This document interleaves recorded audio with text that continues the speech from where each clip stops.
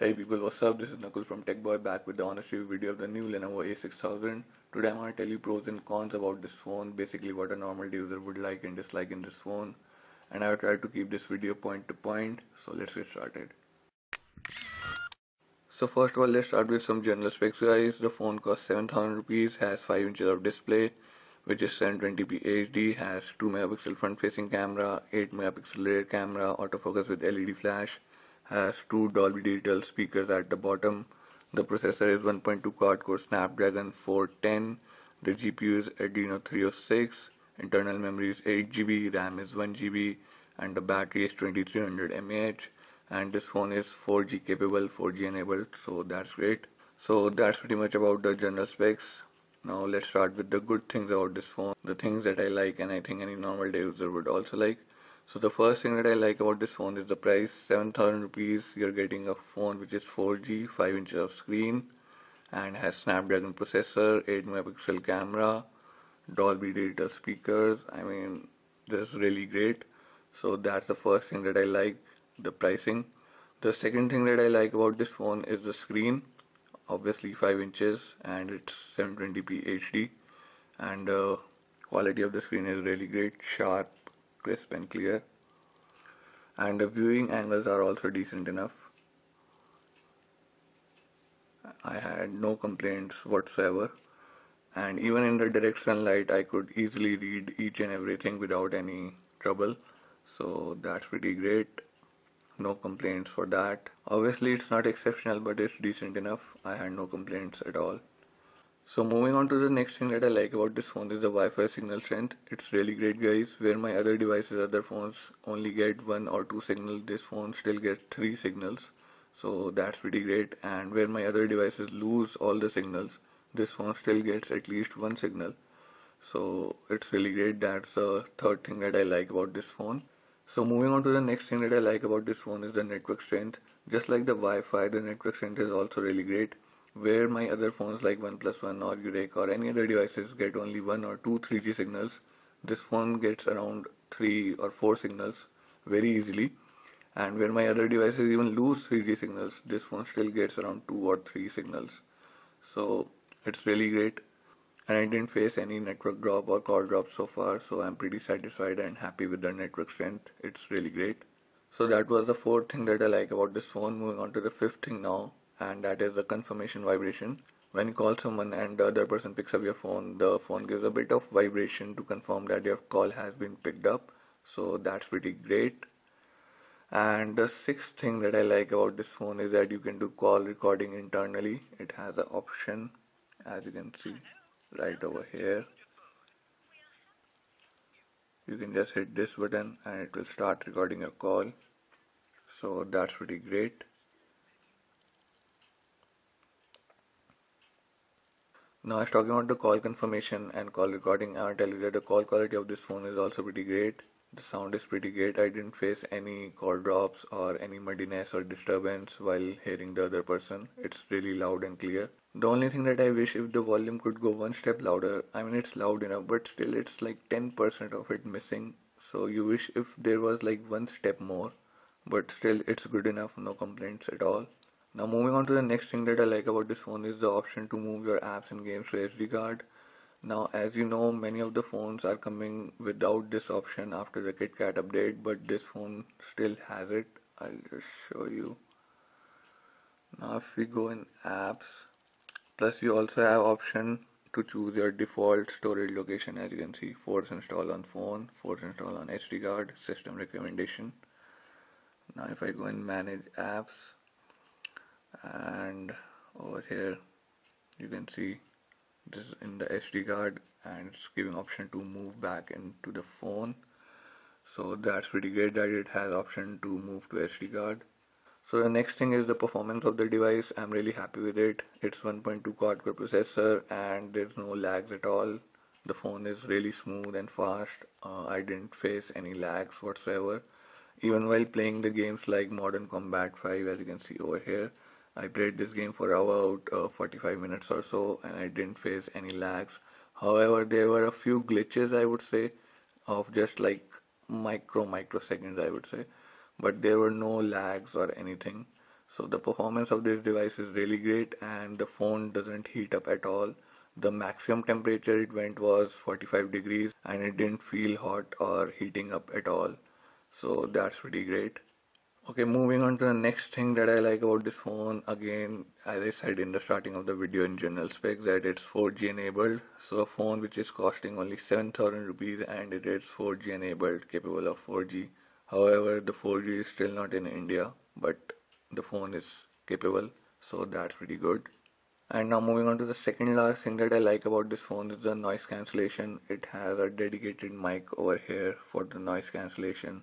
So that's pretty great. An entry-level smartphone with noise cancellation, pretty good. And the last thing that I like about this phone is the battery, which is 2300 mAh, and the battery backup is quite good, I would say. If I go in the gallery, then I have some stats over here. Now, as you can see, it's 20 hours, 58 minutes and 14 seconds, and I still had 36% left. Now if I move over here, then I made the voice calling for 2 hours and 21 minutes, and the screen time was 3 hours and 3 minutes, and still I had 36% left, so it's pretty good. Now obviously this was with a bit less usage, but the Wi-Fi was on all the time, so that's pretty good, I would say. So that's pretty much about the good things, and now let's move on to the camera, because as usual the camera has some good things and some bad things, so that's why I like to keep it in the middle of pros and cons. So let me show you the camera interface real quick. And if you go over here, we have the HDR switch over here, then flash toggle, front facing camera toggle, then we have our modes over here, image, video, panorama. Now this is really annoying because if you want to start recording the video, first you have to change the mode to video. I mean, usually we are getting separate buttons for pics and videos right over here, but in here you have to change the mode over here first, so that's annoying. Anyways, in settings we have scene mode, store location, picture size, histogram, picture quality, zero shutter lag, countdown timer, beep during countdown, storage position, continuous shot, auto HDR, focus sound, restore defaults. Over here we have the color effects, face detection, touch autofocus, selectable zone autofocus, saturation, contrast, sharpness, select auto composure mode. Then we have the anti-banding, select ISO, wavelet denoise mode, exposure, white balance focus mode, then red eye reduction. So bunch of settings, pretty great. Now let me show you the settings of the video mode. Again, I have to switch it to video mode and go over here. Now we have IS, time lapse, video quality. Now this is something which I don't like because it can't record full HD videos. It's only up to 720p, as you can see. So that's a bummer.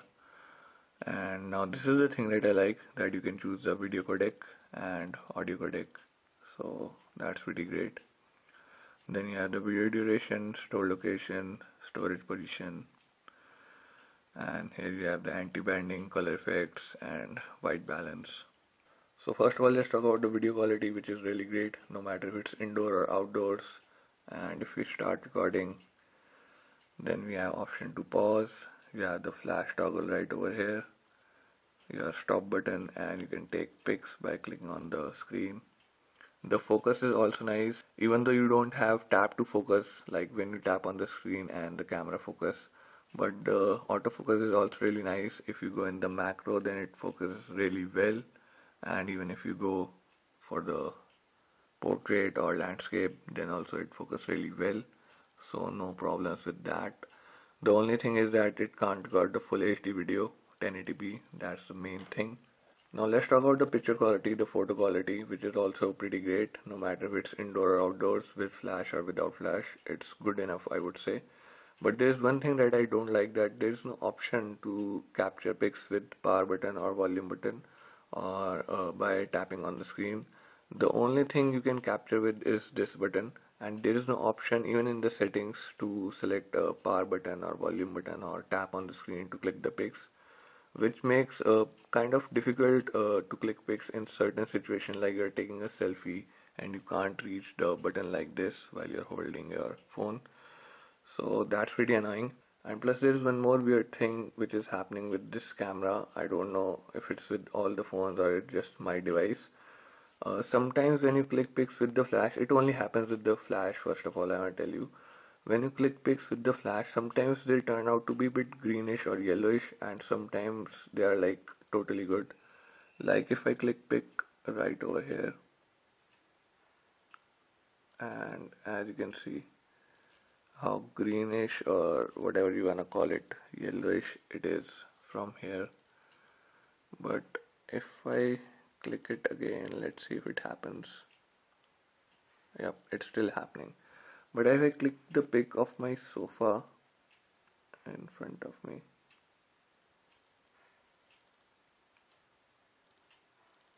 so now this pic should be good. And as you can see, there is no greenish or anything over here. But over here, as you can see, it is there. So I don't know what's wrong with this. I still can't figure out why this is happening, but it happens in some pics, but it only happens when you click pic with flash. So I can't really figure out what's the matter. But apart from that, the pics quality are really nice, and I will do include the samples which you can see now.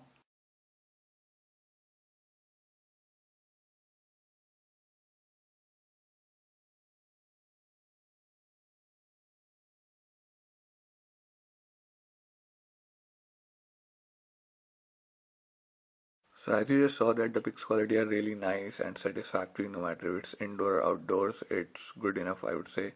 However, you do see that greenish thing or yellowish thing in some pics, obviously with the flash, and in some pics you don't see it at all, so I don't know what's the matter with that thing, but apart from that it's all good. So now let's move on to the cons part now, the things that I don't like and I think any normal day user would also not like in this phone. And the first thing is that it doesn't have any LED notification light. There's no notification light on the top, so that's the first thing. The second thing is that it doesn't have any backlight in the capacitive buttons, as you can see. So that's pretty annoying because there is no backlight, and the buttons are also not that visible. They are not white like Asus Zenfone 5, because even Asus Zenfone 5 doesn't have the backlight, but the buttons are colored in white, but it's grayish and you can barely see them. So that's a big bummer. Now moving on to the third thing that I don't like about this phone is the loudspeaker. Now obviously they are Dolby Digital and they are like two loudspeakers as you can see, but still they are not loud enough I would say. The loudness is just average or just okayish I would say, but still not loud enough like Moto G and OnePlus One. I mean, they're Dolby Digital and they're like two loudspeakers, so they are supposed to be loud and very clear. The clarity is above average, you can say, but it's the loudness, it's just average. Obviously, louder than Asus Zenfone 5 and Eureka, but definitely not meeting the expectation of Dolby Digital loudspeaker. So that's the third thing that I don't like about this phone. Plus, as talking about the loudspeaker and the music quality, I want to tell you one thing which I almost forgot to tell you in the likings part, that the sound quality, music quality is really great in the headphones. You have this Dolby Digital software pre-installed. I'll just show you. Here we go. Dolby, as you can see. Here we go.